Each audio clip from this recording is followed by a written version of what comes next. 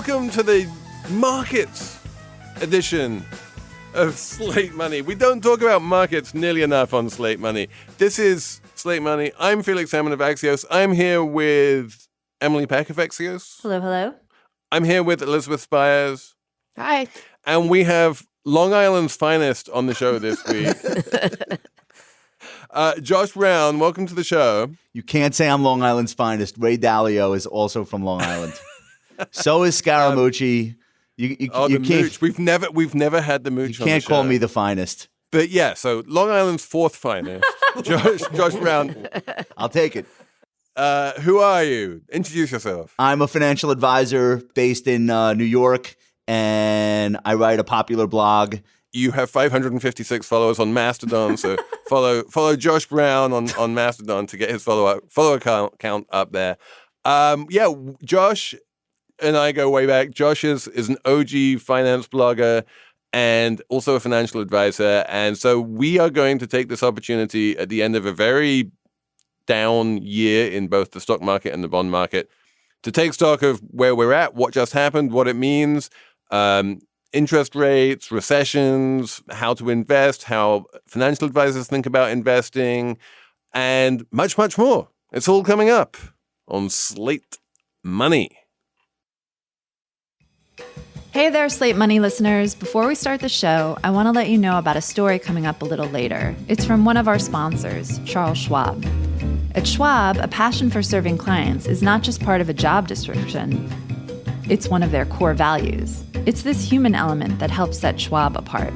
Stick around to hear how Ray, a Schwab employee who designs digital experiences, works to provide more people with access to the financial tools and knowledge they deserve. Okay, Josh, welcome. I have so many things I want to ask you, but mainly this is my excuse to talk about markets once a year because this is a money show and we go out of our way for reasons I don't entirely understand not to talk about markets because I always think that, on a week-to-week basis, what happens in the markets doesn't really matter very much. And since we record weekly, we wind up never talking about them, but they are important. So now we get you on as a markets person, and it has been a really quite astonishing year. We had a genuine, honest-to-goodness bear market. Yeah. I would say markets have never been more important because we made a decision sometime in the 80s or 90s that we were going to have American retirement revolve around a 401k. And the pension system went into decline and it took decades. But at this point, most of the wealth that's not in houses or real estate for everyone in America revolves around what the stock market does from one week to the next. And it shouldn't matter, but it does matter because I think it affects the way people make decisions about spending and how wealthy they feel or how poor they feel. There's a thing with people like the stock market is not the economy. I think that used to be true. I don't think that's true anymore. I think the stock market is the economy on steroids. So every so often, and indeed on the very day that we are recording this, I have been seeing the kind of headlines that I really, really hate, which is, stocks fell on worries about a recession or on recession fears or something like that. If you say that the stock market is the economy on steroids, are you basically saying that, given that the stock market went down in early 2022, there was some kind of a recession or that it was predicting a recession or that it was what is the connection there? So there was a guy who used to manage money. He's retired now, Ralph Wenger, and he came up with what I consider to be the absolute best explanation for the connection between stocks and the economy. And the way that he explained it, and this was 20 years ago, he said, imagine a woman walking a dog across Central Park, and you would see the dog run up to a tree, chase a squirrel, barking back and forth. Just the amount of activity of this dog on the leash would be notable. But then you take a look at the woman walking the dog, and the woman is just walking her straight path, not really deviating all that much. Every once in a while, walking around a tree or stepping over a puddle. The dog is the stock market. The woman is the economy. They both end up in the same place, but the path they take to get there looks very different. And I haven't heard a better metaphor for that connection. So the way to answer your question would be on January 3rd, 2022, the first trading day of the year was the peak for stocks. We never traded higher. And it was really almost a waterfall straight down with a handful of corrective rallies along the way. But every rally led to lower lows. And the economy, what you would keep hearing is, well, the consumer is strong, the consumer is strong, the consumer is strong. The consumer's on fumes, and the economy now is starting to deteriorate and match what the stock market had been indicating it would do since the start of the year. So it took a while, but now the economic data is starting to reflect what stocks had already been presaging. And before I forget, I just want to ask you about this concept that you brought up about 401k plans and how the stock market is incredibly important to the country because it's where people keep their retirement wealth. So clearly, if I am a retired person and I need to sell a bunch of stocks to pay my rent, then I want stocks to be expensive so that I get the maximum amount of money and I need to sell the fewest number of stocks in order to pay my rent. Conversely, if I'm a working person and I'm contributing to my 401k, what do I want the stock market to do? Do I want it to go down so that the stocks are cheaper and I can load up while I'm working so that I have more stocks when I'm retired? Yeah, so that's a great question. In the fourth quarter of 2021, the total amount of money in retirement accounts was about $40 trillion. And most of that is stocks. And if you are at the upper end, so the average American has $121,000 in a 401k. That's average. So there are a lot of $1 million 401k accounts out there, but those belong to people who are already in their 60s and are facing A, retirement, and B, you can't just leave the money in there. You actually have to take it out. So that's what's so interesting about what I do. I'm on CNBC and I'm talking to mostly retired people or people close to retirement. That's a lot of the audience. The wealthier you are, the more likely it is you're an older person. But then when I'm talking about the markets on YouTube or on Instagram, that audience is in its 20s and 30s. They don't both want the same thing. They just don't know it. So when you see a breathless report that the Dow Jones is down 800 points on the day and X amount of trillions of dollars have been wiped out and prices are down, that's bad news if you're living on that money currently. It's great news if you're a forced saver for the next 30 or 40 years. And so if you're 25 years old, I don't know why you would be rooting for all-time highs in the market. Makes absolutely no sense. How is that good? You're buying your parents' portfolio from them every 2 weeks when you get a paycheck. So that distinction, I think, is lost in the most of the mainstream media was created and grew up with the boomers, including television, including newspapers. So for them, down markets are terrible. But the millennials are 73 million people. They're all forced savers. They have no choice but to buy stocks. There is no other retirement plan. So when you see markets down big, one of the things I think to keep in mind is this is actually great news for tens and tens and tens of millions of people. They just don't know it yet.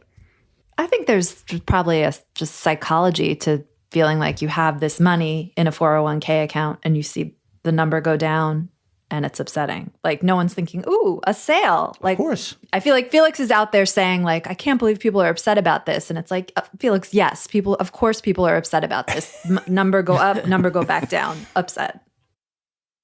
Emily, you're so right. I had a client in 2007 when I was a much younger, more handsome version of myself. And he was a sous chef for Jean-Georges, and he was working like 80-hour weeks. And he was just like, this is my portfolio. I think it was $500,000 or whatever, which is a lot for someone in that industry. And he basically said, look, I'm giving this to you. We're going to buy mutual funds, whatever we're going to do. But I just want to remind you, look me in my eyes. And this guy was at the time in his late 30s. He said, I just want to remind you, I earned every one of these dollars on my feet at 2 o'clock in the morning, scrubbing a kitchen, or at 5 a.m. on a loading dock, meeting the vegetable guy. I cut my fingers. I burned my hands. I singed my eyebrows. I just want you to understand, before you put this money at risk, that's the way that I earned it. Not sitting behind a desk, not talking on the phone. And it really, and now, of course, it was 2007. So no matter what I bought him, a year later, he was like, I told you how I earned that money. Long story short, not a client anymore. And so my comment was, okay, but you're not finished earning money. And the new money that you're going to put into the market now in 08, in 09, in 2010, with prices depressed, like, this is going to be some of the best investments you've ever made. It's just going to take a while for you to feel that way. And of course, that argument is lost on somebody because you've traded your hours for that money, and you've given up freedom, and you've sacrificed, and you've now seen those hours vanish on a spreadsheet or on a computer screen.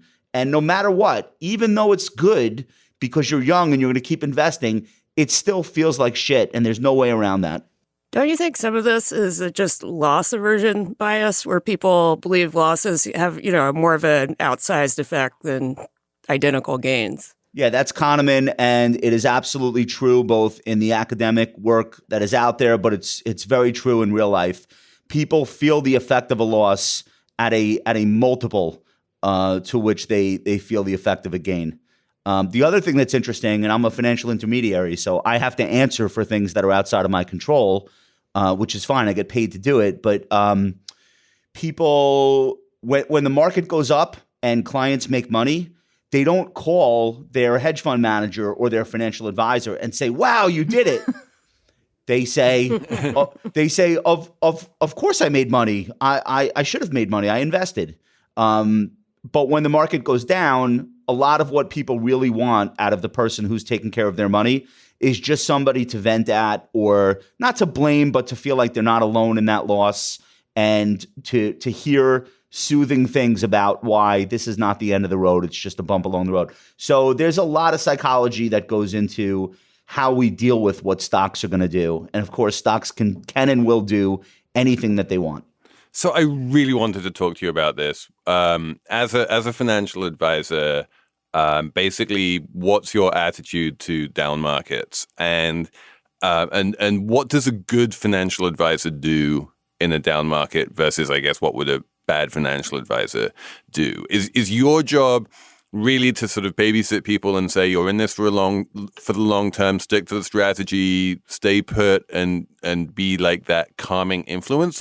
Or is there a case to be made that a good financial advisor will be like, wait, no, stocks are going to go down. We should position ourselves defensively and make sure that we lose as little money as possible? Yeah. So there's a whole spectrum of belief systems ranging from I will get you out of the way before there's a crash to I will do absolutely nothing except put your money in a Vanguard index. And if you ever touch it, you're wrong and I'm right. You see those schools of thought do ideological battle on Twitter, on FinTwit all day, because those are the two ends of the spectrum. I think most financial advisors fall somewhere in between, but they are closer to the end of the spectrum of doing less, not more. There's a few reasons for that.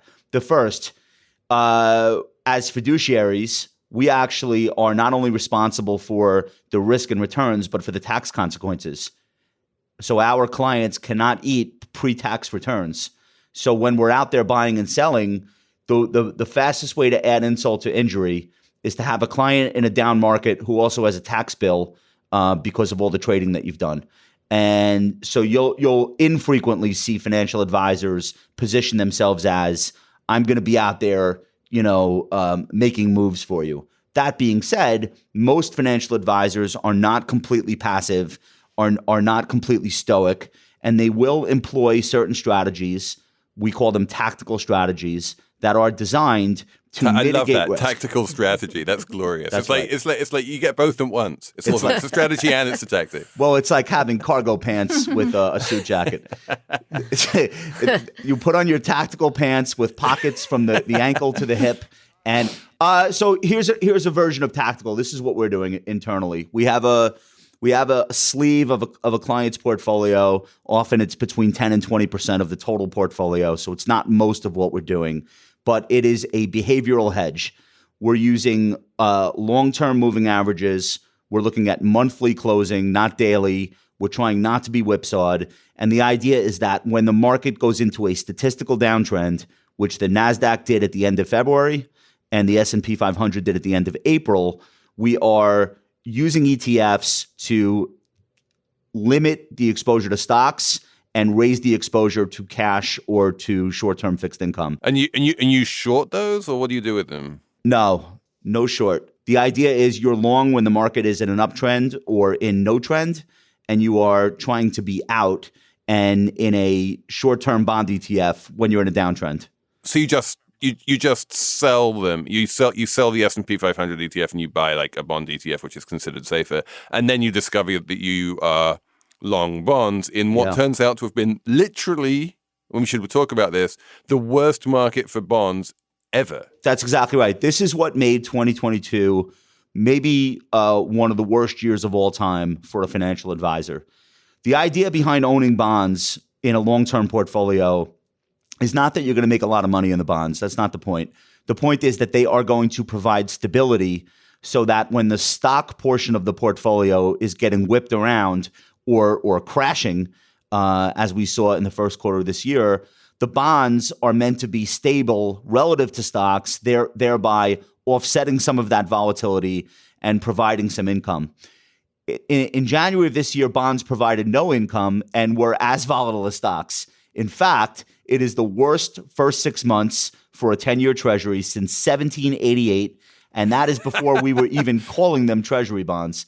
So it really was a gut punch for people who were building portfolios that were mostly stocks, some bonds, balance out the volatility. There was literally nowhere to hide this year. But the good news is that for anyone who lived through 1788, they're like, oh, I've seen this already. I'm cool with this. That's right. You know what's really the right way to think of if you're listening to this right now and you have a 401k and you have stock market exposure and bond market exposure, you've got funds that own both asset classes. Here's how I want you to think about this. This time last year, December 2021, the U.S. stock market was trading at 23 times earnings, which is historically a very high valuation, and the bond market had effectively zero yield. So you were not being paid for any reason. The only reason you owned bonds was for their perceived stability. Fast forward 1 year to today, the U.S. stock market is now selling at a 15 or 16 multiple, meaning you're buying stocks 30% cheaper than you were a year ago, and taking almost no risk, you can own short-term treasury bonds that are paying you 4.5%. That is a much better starting point for the next $100 that you're putting into that retirement account than we had a year ago. How did we get there? We took a lot of pain on the way, but ostensibly, you're not going to stop investing anytime soon. You're going to be putting money in from your paycheck every 2 weeks. Maybe you're funding an IRA. At this moment, you are getting a way better deal than you were getting last year because the only thing that matters is not what already happened, but prospective returns. The new money you're putting in will be treated better because valuations are lower and yields are higher. So should we just briefly mention why stocks did what they did and why bonds did what they did this year? I mean, I think the one-word answer is I blame Elon Musk. So no, but this is something we have talked a little bit about on the show, but it's definitely worth reiterating, is that everything is interest rates. And bonds have a very simple mathematical relationship to interest rates. But stocks also are basically, on some level, the present value of future cash flows, future dividends, future income streams. And you discount those future cash flows using some interest rate. And in general, when interest rates go up, the present value of anything goes down. That's just simple bond math, which is also stock math. And we had basically 15 years or 14 years of zero interest rates. They got cut to zero at the end of quite early in the financial crisis in 2008, and then stayed there ever since. And we had the Fed not only keeping interest rates at zero, but also doing this thing called forward guidance, where they were like, we promise to keep interest rates at zero for years and years to come. So please just get used to this idea of zero interest rates in perpetuity. And then people did. And then people did. And so all of those discount rates came down. All of those bond prices went up. And now we have reverted to something more historically normal. Interest rates look like they normally do, and not like they did during the weird zero interest rate era of 2008 to 2022. And like, is this the point, Josh, at which you sort of breathe a sigh of relief and say, thank Christ things are back to normal and I understand the markets again, because there was that 14-year period where they made no sense? Okay, let's get something straight. I never breathe a sigh of relief. This year I stopped putting Splenda in my coffee. I switched it out for Xanax. Look, I know financial advisor is supposed to put on a tie and pretend that, you know, all is well, everything. I think by going the other way and by explaining to clients that without a doubt, if you're going to be with me for the next 30, 40 years, you're going to see a bear market every 5 years, and 1 out of 3 of those is going to be 30% or more. I think just having that sense of realism is more important. And it might turn some investors off. They're looking for somebody who says, we're only going to make money, we're never going to lose money. But I'm at a place where I just refuse to do that. So we bake these things in, Felix, to our expectations when we build financial plans. Before we will ever invest money, and this is most financial advisors, before a financial advisor will invest a client's money, there has to be a financial planning process where we figure out, what is the money even for? When are you going to use it? Why are you going to use it? What's your tax situation? What do we think inflation will be? What are the variables that might change between now and when you are using the money? You have a kid you think is going to Princeton. Wait a minute, maybe they're not. You have a business you think you're going to be owning. Wait a minute, you just got to bid for it. So there are so many things that could happen that you really can't predict, but you can just build assumptions that there will be change. That's the first thing. I want to go back to what you said about everything is interest rates. You have no idea how right you are. And it's a lesson that a lot of us relearned, because we all know this. But this year, we got a really great refresher course. Interest rates affect the stock market in 3 ways. The first way, and the most obvious way, is they affect underlying businesses. If a company can borrow at 0%, they're going to do a lot of stupid shit with the money. They're going to make huge acquisitions, pay sky-high prices. They're going to do a lot of R&D that's a dead end. They're going to have the inclination to change the whole name of a company to Meta. And like companies are going to do outrageous things if the cost of money is 0. And if the cost of money is 0 for 12 years, it's going to become almost a cartoon. And that's exactly what we've seen. Investors are going to behave the same way. They're going to invest in things where there's absolutely no chance of profits anytime soon and be perfectly okay with that. They're going to buy coins. They're going to speculate in digital art. So we went through all that. So when that changes, the behavior changes. When that changes and the dumb behavior ends, that's good, right? It's not fun to live through, but yes. There's also, there are people in the tech sector who would argue that all of the doing stupid shit with cheap money is conducive to innovation. Do you think that that's false? Well, I mean, Dan Gross famously wrote the book Pop, right, about how bubbles are good. But like, it's really hard right now to see what the long-term productive investment, from all of those hundreds of billions of dollars of venture capital money wound up with. Like, if you just light a bunch of money on fire and call it WeWork, like how does that help anyone in the long term?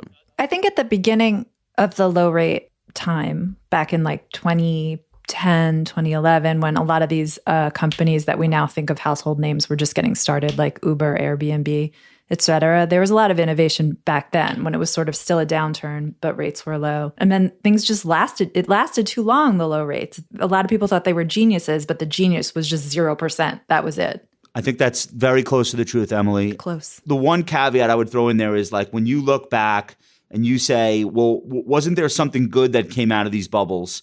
Yeah, of course. We probably advanced in things like cloud computing faster than we would have because of inflated valuations for tech stocks, which enabled them to pay a lot of people a lot of money to stand this stuff up relatively quickly. And I would argue that's like a great thing. We are recording this show right now thanks to the benefit of the cloud being as useful as it is. It's probably the thing that saved us from civil war during the pandemic, quite frankly. Having like 2/3 of workers be able to do their jobs as opposed to 1/3 probably made a big difference for society. And maybe that's why we didn't all kill each other. So I would argue that you do get good things out of bubbles, but you get good things also when people are going through hardship and they need to innovate their way out of it. And that is the Uber example, Airbnb. These things were created during the great financial crisis and subsequent recession. And I agree with what you're saying, where it's been a while since there was an innovation that didn't look completely ridiculous. Yeah. But I want to go back to the interest rate thing and just button it up. The second way that interest rates affect stock prices is valuation. Every allocator, myself included, every pension, every insurance company, they have a pile of cash. They have cash flows coming in. They have to put it somewhere. It can't sit in cash forever, especially if inflation is 7.5%.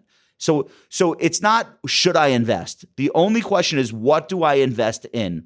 When rates go up, all of a sudden, high-yielding short-term bonds, treasury bonds that are risk-free become a viable alternative to stocks. That's why the valuations of stocks decline. So now all of a sudden, my next investment dollar, if I can buy a 2-year treasury at 4.5%, and I'm good with that return, it makes it harder to convince me why I have to pay 30 times earnings for a semiconductor stock that could have double the volatility of the stock market. And then the third way is sentiment. And this is maybe the most important way. There are companies that can, for the next 10 years, grow earnings by 10 or 15% a year. That's a great company that's able to do that. The variability is what investors will be willing to pay for that stock. So higher rates typically will bring about a willingness to pay a lower multiple for stocks. We know that. And so we went into this storm at a relatively high valuation. So in those three ways, we've seen interest rates assert themselves on the stock market. And it has been so rapid and so profound, the speed with which sentiment changed, valuation changed. It's just unbelievable how quickly we all got to relearn how important interest rates are. This podcast is brought to you by Slate Studios and Charles Schwab. Charles Schwab believes in breaking down the barriers to investing, making it accessible to all. Ray is a director of user experience. Her passion is making education accessible to all investors. Through digital design and experiences, Ray ensures Schwab's technology works seamlessly for clients so they can make informed decisions about their finances. I didn't know anything about investing. I didn't learn it in school. What is a stock? What is a mutual fund? What are futures? All these different financial instruments. And so every day I come in thinking about the real person who doesn't want to spend their time studying and becoming experts in this, yet they need to have enough knowledge to make sure they're protected and doing the right things. My expertise is always representing what our clients need, how to talk to them in a way that lets us meet them where they are, and always advocating for doing the right thing for them. At Charles Schwab, they're not just financial people, they're people too. With free investing education and 24/7 support, Schwab offers the tools to help you pursue your financial goals. That's how Schwab makes investing accessible for all. Learn more about what sets Schwab apart at schwab.com/whyschwab.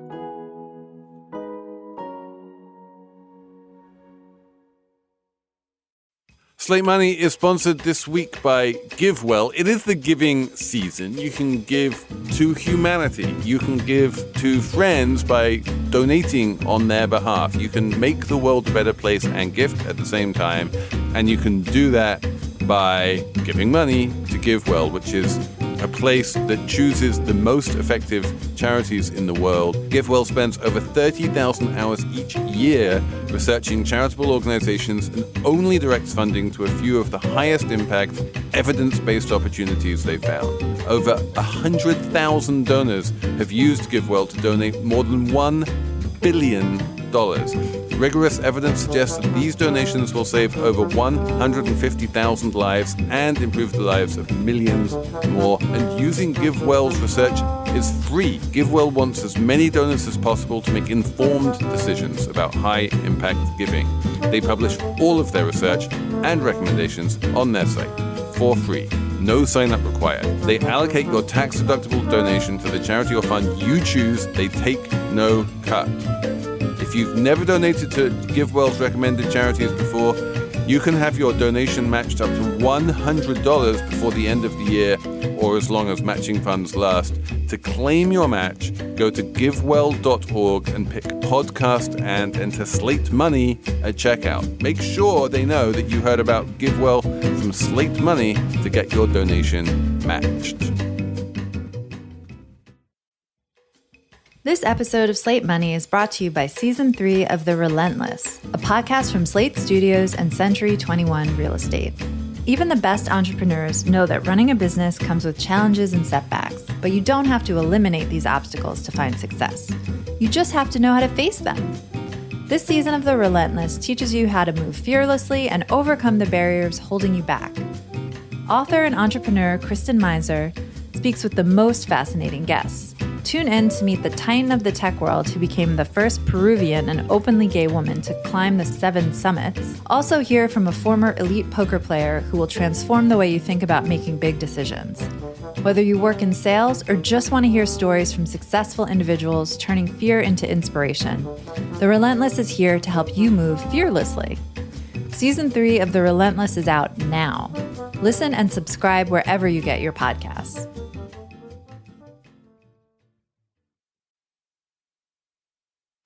I want to move on to a question which is very near and dear to my heart as a financial journalist, which is, what is the point of financial journalism?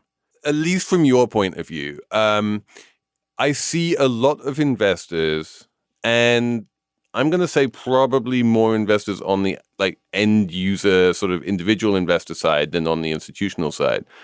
You don't see this so much in big pension funds or endowments, but I see a lot of individual investors thinking to themselves that it's quite important to read the newspaper, to care about the news, to care about the market, to be aware of what's going on, and to read the business section, basically.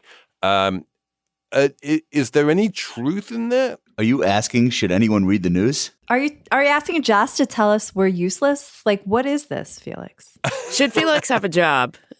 What is it useful for an investor to be informed about what's going on in the world? So, because this is a podcast, I'm going to start with, there's a lot to unpack there. The first is, if you work in the industry, the news is indispensable, because when you sit down at the steakhouse, which I often do, or you're meeting with colleagues, or you're in an elevator with somebody you sort of know, but they work at the bank with you, or you sit with a client, that's the opening 10 or 15 minutes of, hey, did you read this? Did you hear that? So you can't be somebody that says, I have no idea what's going on. That's industry. Okay. Yeah, no, you have to answer questions. And I remember I had lunch once with a legendary money manager by the name of Ken Fisher, who I'm sure you know.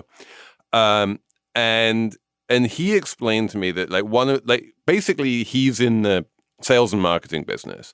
He just needs to persuade people to give him their money.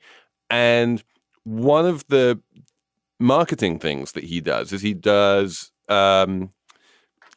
meetings with 1 or 20 or 200 people who come along to a meeting with various grandees from his shop, and they ask questions, and then the grandees answer the questions. And he was like, it doesn't matter what is going on in the world or what is going on in the markets. 90% of those questions are always going to be something of the form of, I just read this in the paper. What does that mean for my portfolio? Yeah. So now, but take it a step further. There's a difference between reading the news, being aware of it, and thinking that it's something that you need to act on. And so, like our shtick, we're doing 10 blogs a day. We're doing podcasts. We're communicating with the investment public constantly. But the main thing that we try to get across is you should have context so that when you come into contact with an article in the Wall Street Journal, you have the bigger picture of, okay, such and such event is taking place. The Fed is meeting. The CPI report is out. The jobless claims went up. The jobless claims went down, blah, blah, blah. Okay, historically, here's what that has done for a stock portfolio, against a stock portfolio. Here's what that has meant for the economy, et cetera. So that is the way we think about the news. We are voracious consumers of Barron's, Wall Street Journal, New York Times, all of the blogs. We, I think, are very on top of what's going on, but I think we do a really good job of explaining to clients most of this stuff is not actionable. And if you're reading about it in the paper, the price has already moved. You used a word there, which is one of my words that I love to hate more than anything else, which is actionable. But no, I want to ask, there's definitely a corner of the financial media which advertises itself as providing actionable information. Have you ever seen this rare and special animal in the wild? Have you ever seen a bit of financial media that purported to be actionable, and then you thought to yourself, that's actionable, and then you took action and made money as a result? Well, not necessarily, but I think when something is considered to be actionable, what you're saying is that this news that's coming out is going to have an impact in the stock price that I can take advantage of in one way or the other. So I'll give you an example. An analyst report every morning on Wall Street. There are thousands of analysts covering thousands of stocks, and they have various comments to be made about the stocks they cover. Sometimes they have a piece of information that makes them feel more bullish on a stock, so they'll raise their price target or they'll raise their rating. They'll say this was a buy, now it's a super strong buy. And that is actionable if you're somebody that takes advantage of shorter term stock price moves in the market. If you're a hedge fund, if you're a day trader, if you're a swing trader, that is the definition of actionable. Now, the action you take may not be in the direction of the news. So meaning you might have an analyst come out and say, I hate Tesla, and cut their price target, and the stock declines, and it's actionable to you because you disagree. And so you will take advantage of that decline in the stock and buy it.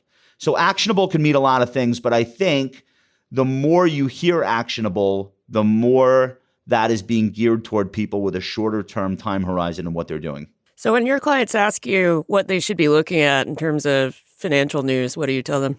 I don't think that it's our place to tell them specifically what to read, but I think we do a lot of curation, and I think we end up being sort of a filter through which they are getting their news. And so we're linking to a lot of stories that we're reading.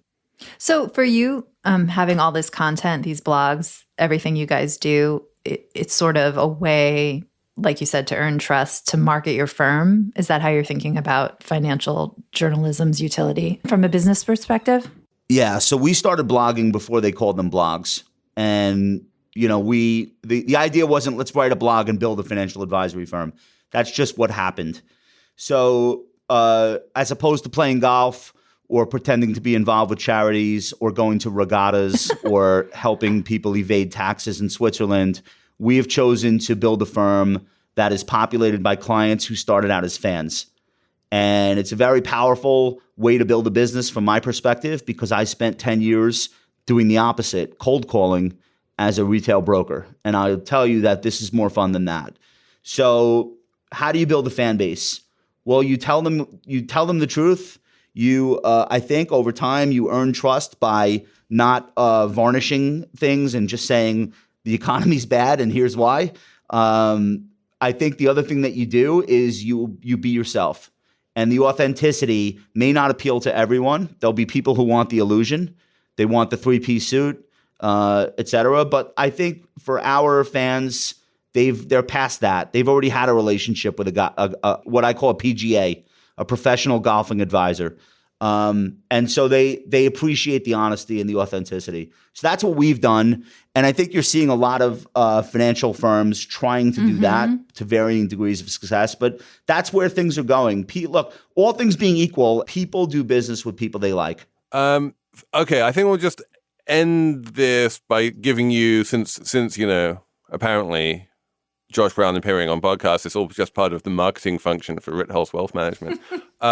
Wait, I'm not a paid spokesman for Slate.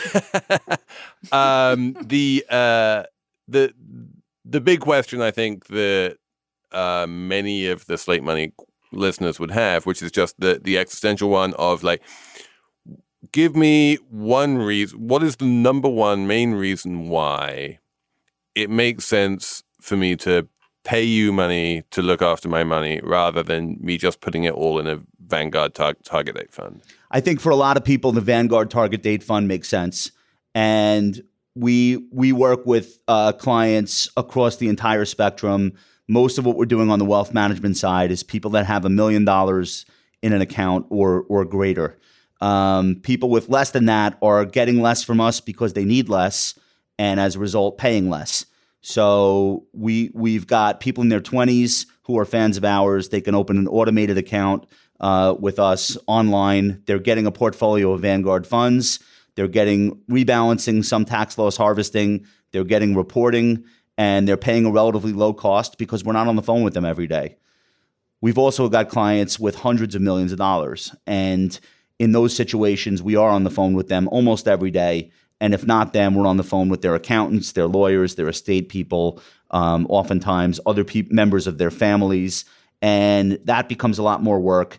And as a result, that's a higher service model. And of course, they're paying more money for that, but they're happy to.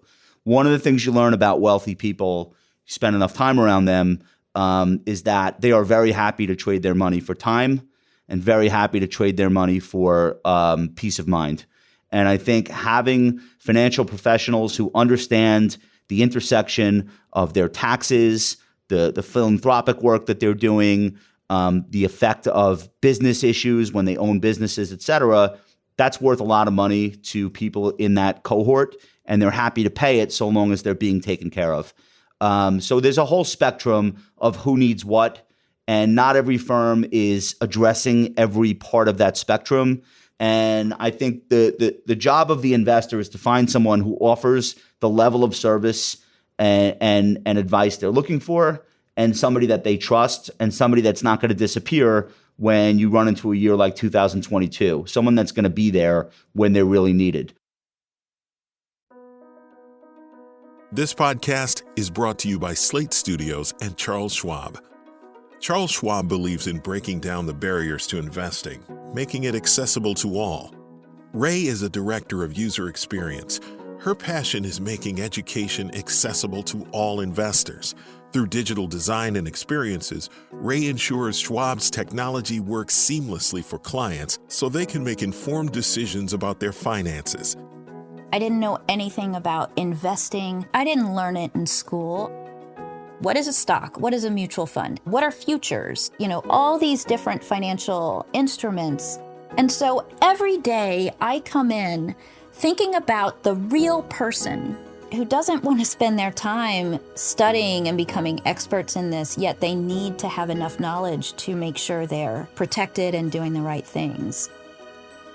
My expertise is always representing what our clients need, how to talk to them in a way that lets us meet them where they are, and always advocating for doing the right thing for them. At Charles Schwab, they're not just financial people, they're people too. With free investing education and 24/7 support, Schwab offers the tools to help you pursue your financial goals. That's how Schwab makes investing accessible for all. Learn more about what sets Schwab apart at schwab.com/whyschwab.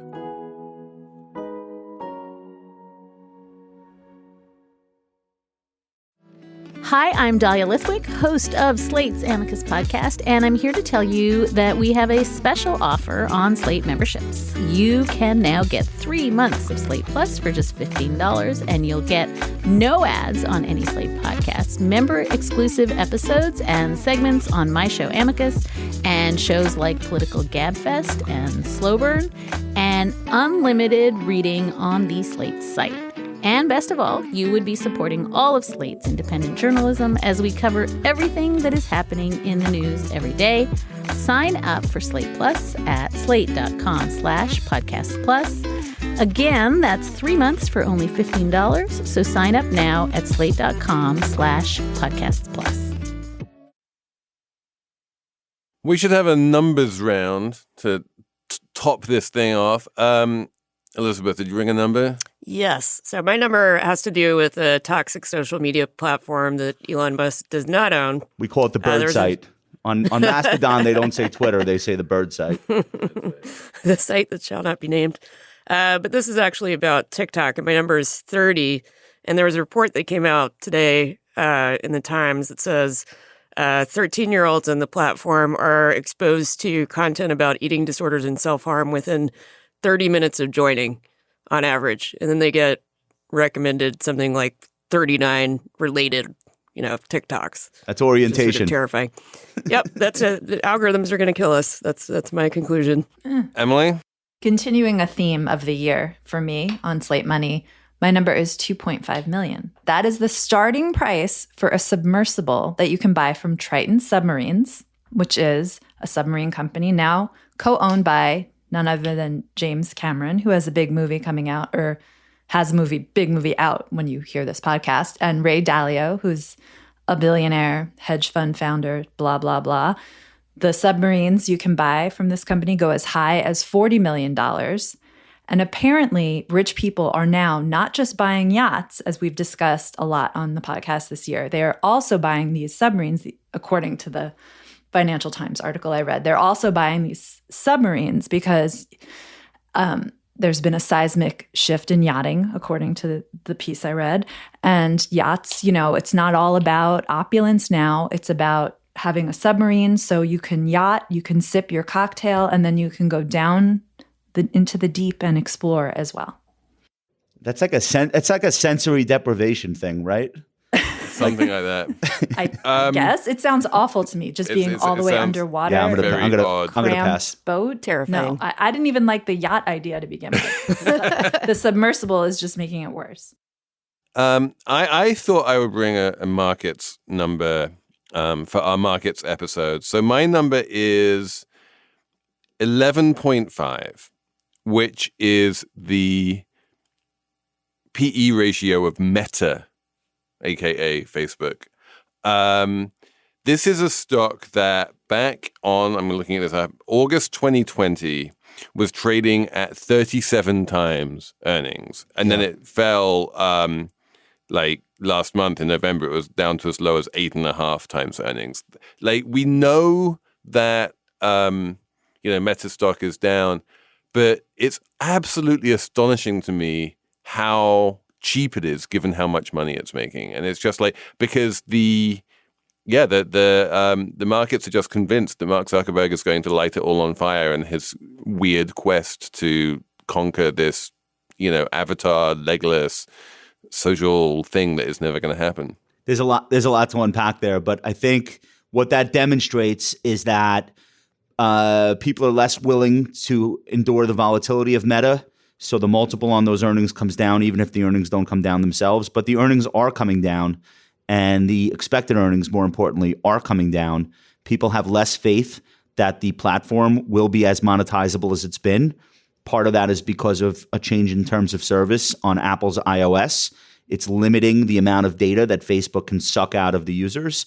Part of that is political. In Europe, they are done playing games with American tech platforms and allowing them to extract data the way they have. And then part of that is this experiment with the legless metaverse, where he wants to light $10 billion on fire for 10 years before there's any return on investment. And that's a $100 billion investment that no one is convinced is going to yield anything even close in the way of profits at any point anytime soon. So that's how you get a stock lose 70% of its valuation in a year. I don't know. I think virtual reality has legs. I think it could be something. All the Look at that. Look what you did. Well done, Emily. Yeah. You can be our techno you can be our techno optimist next year in 2023. Okay. Well, I'm just saying all the kids I know, the teens, they are into VR and VR headsets and VR gaming. So I don't know. Josh, do you have a favorite number you can share? I have a great number, and I'm going to take this podcast out on a positive note because Thank you. That's what I do. Okay, here's the number: 91%, or 91 is my number. I think this is what people are wondering right now. We've just been through a horrific year for investors, and if the S&P were to close where it is right now, I think it'd be down about 12% on the year, which doesn't sound terrible, but I promise you the average stock is not down 12%. The median stock is probably down like 40%. It's been that bad. But here's the good news. Historically, how likely is it for stocks to go down 2 years in a row? It turns out it's possible, but it is historically a very low probability. The higher probability bet is that stocks have a positive year of, and I'm not even saying the magnitude of how positive, but just a positive year after a year like this. So there's a 91% chance, historically speaking, that stocks are going to go up in 2023.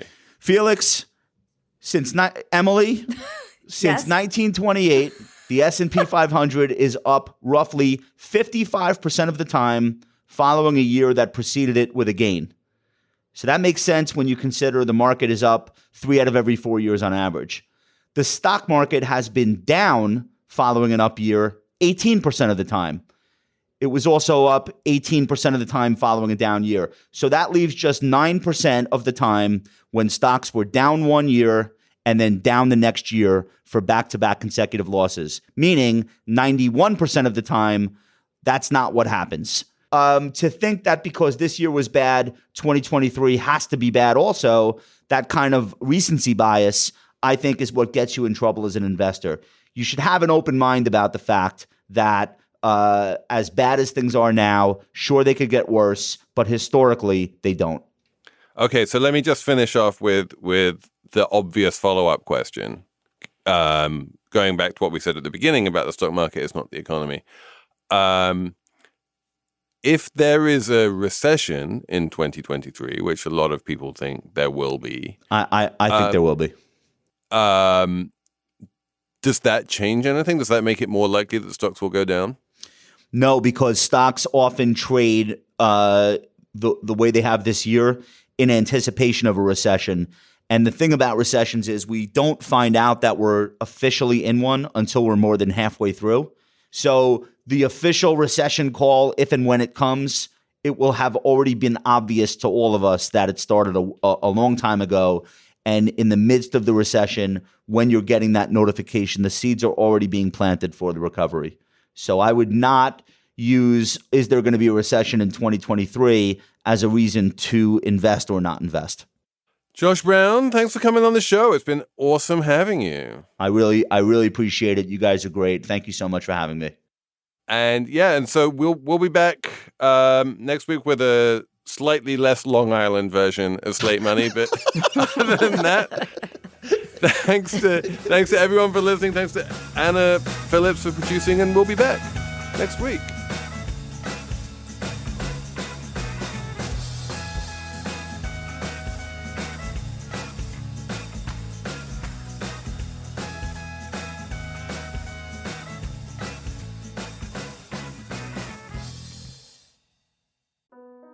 This podcast is brought to you by Slate Studios and Charles Schwab. The people at Charles Schwab go the extra mile to help clients on their investment journey. It's part of who they are. Jim is a Schwab financial consultant. His dad was a contractor who prided himself on providing great work at a fair price. You know, I can remember installing windows with my dad and would have to go order the windows from the distributor. And we could have bought cheaper windows. He's like, no, I don't want to buy those. If I put those in, winter's going to come. They're going to be cold. My dad instilled in me be proud of offering a good quality product at a fair price. Jim brings this integrity to how he serves his clients each and every day.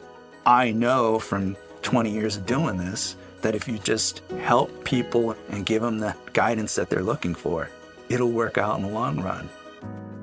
They don't have to buy anything from you today. They don't have to pay you any money or commissions today.